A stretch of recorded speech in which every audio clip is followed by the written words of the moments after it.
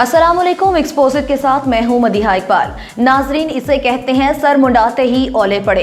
अभी चंद दिन पहले की बात है कि नवाज शरीफ बीमारी का बहाना करके पतली गली से लंदन पहुंच गए। प्लेटलेट्स जो कि पाकिस्तान में गिरते ही जा रहे थे, वो जहाज की उड़ान भरने के साथ ही अचानक बढ़ना शुरू हो गए।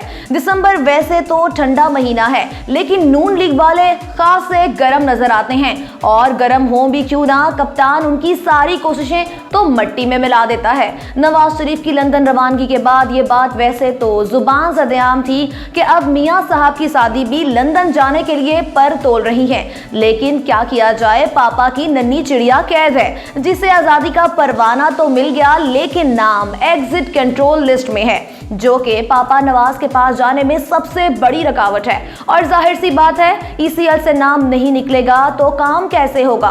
और दूसरी रुकावट ये है कि पासपोर्ट भी पास नहीं। इसी गंभीर सूरत हाल के पेश नजर मरियम बीबी ने लाहौर हाई कोर्ट में एक दरखास्त दे रखी थी कि उनका नाम ईसीएल से निकाला जाए और पासपोर्ट भी वापस किया जाए, जिसकी समाअत हुई और वकील मरियम नवाज ने कहा कि नैब का बेंच मौजूद नहीं, इसीलिए ये केस दूसरे बेंच को मुंतकिल किया जाए, जिस पर चीफ जस्टिस हाई कोर्ट ने केस दूसरे बेंच को मुंतकिल करने से सीधा सीधा इनकार कर दिया।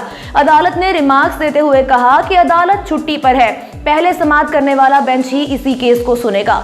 मरियम बीबी, भाई आपके साथ तो लौट कर बुद्धू घर को आए, ये वाला सीन हो गया। वैसे भी मौसम सरमा है, सरमा की छुट्टियां हैं, तो आप भी चिल करें ना, क्योंकि आपकी छुट्टी तो अदालत ने करवा ही दी है। अदालत के इस इक़दाम पर आपका क्या कहना है? अपनी कीमती आरा से हमें ज़रूर आगाह कीजिएगा।